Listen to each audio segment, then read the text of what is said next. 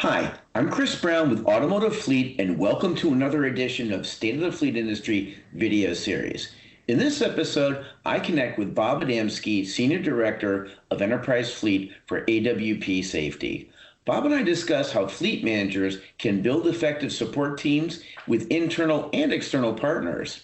We also discuss the next generation of fleet roles and how you can gain the right support to match evolving demands.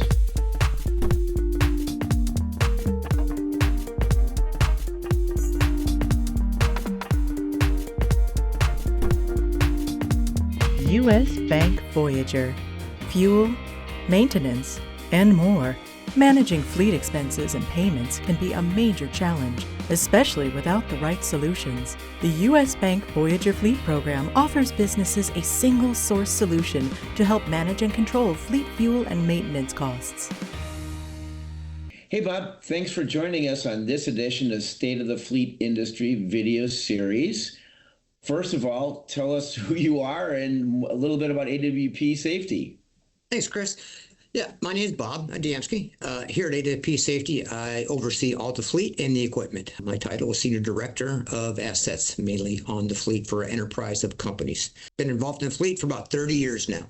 Well, great. Thanks for joining us again. And we're going to be really talking about kind of how to build internal fleet teams and really get the kind of the help you want. And I came to the right person, actually, Bob. So thanks. Let's just start it right off. So you're a fleet manager. Let's say you've got a staff of 2 and you really need to build more of a support team. What are the first relationships or partnerships you'd invest in?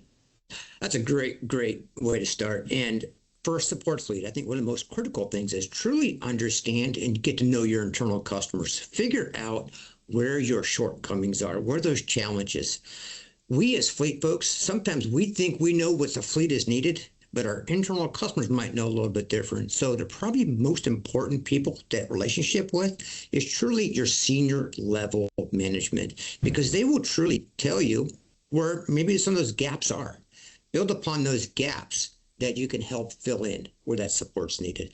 Then you can start going, okay, do I need a vendor for this, a staff member, or a subject matter expert? That's kind of where you start.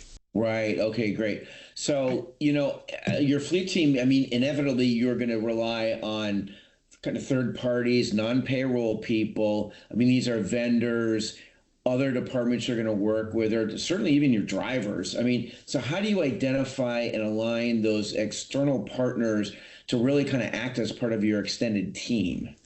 So building upon, like we said, finding those gaps and opportunities and challenges on how you can better support your team. Is it something you can build internally, or is it a vendor? But most importantly, keep a good scorecard. I think that's one of the things that's become really popular the last couple of years is good scorecards, data-driven.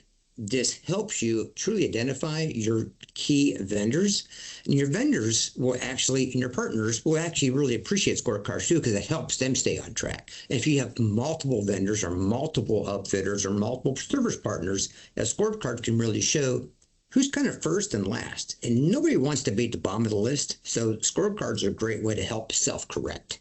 Got it. Okay. Yeah. Great advice. So what parts of fleet management really require like the deep expertise? I mean, are we talking safety, maintenance, data, probably all three? And how do you bring that expertise if it doesn't exist on your team already? Great question. So subject matter experts are so important, but they might not always be internally on our staff. And I think one of the things all of us in the fleet world we have gotten better with is identifying, hey, I don't know everything. I need a true subject matter expert in these areas. And fleets have evolved so much over the last couple of years, where we once were to where we're at now. Some of the areas that I think are becoming more and more popular and needed is that telematics expert. When you really get into these complex upfits, having somebody on your team that is an equipment specialist that truly knows the equipment, being if you're in construction or landscape or whatever you're doing, you kind of need those folks that really know a certain part of that fleet. We as fleet leaders have got to build that team around putting the right people in place that are experts. And it could be internally bringing them in or the right partnership. There are some great partners out there that have evolved with fleet, that have brought in some great ideas into fleet that we didn't even think about 3 or 4 years ago. Yeah, really good points. Telematics and upfit partners for sure. So, how do you make the case to leadership that fleet needs more specialized support, even if it doesn't come in the form of added staff? One thing I've learned in my 30 years is leave out the opinions. And I think if you talk to most fleet experts, we go with data, we go with facts. What's the true return on investment? Now, being that, the return on investment isn't always going to be savings that first year. Sometimes it's savings in year 2. And sometimes it's not always truly savings. Maybe that return on investment is the ability for a business unit to generate more revenue. So just I think many of us get fleet tunnel vision. We think return on investment, how much am I going to save? Well, maybe it's not dollars saved, but it's opportunity. That's return on the investment.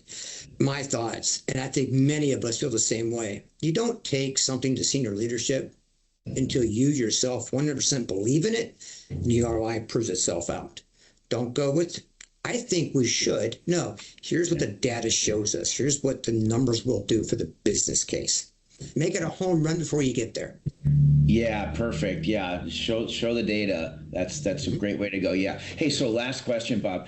As fleet rules evolve, what does the ideal support structure look like, let's say 5 years from now? Another great question. And most of us are on a 2 to 3 year looking forward plan. And I think all of us as fleet leaders should be doing that because things change. Look where we just came out of COVID a couple of years ago compared to where we're at right now. We talked a little bit about roles that might be developed, like fleet telematics, parts specialists, delivery and disposal managers that are truly getting stuff moved around. The telematics and AV side, I think, is really the part that we need to keep focused on. We're always going to want to do better. We're always going to want continuous improvement. We're always going to be looking for greenhouse emissions and gases in our ESG reporting. And that stuff takes 2 and 3 years out to really understand what we need to do. So I see so much movement in specialized roles within fleet around efficiencies, reductions, better fuel, more opportunity for the business. Really great points, Bob. Really great. And thank you for joining us on this State of the Fleet Industry video series. Thanks, Chris. I enjoyed this. This was fun.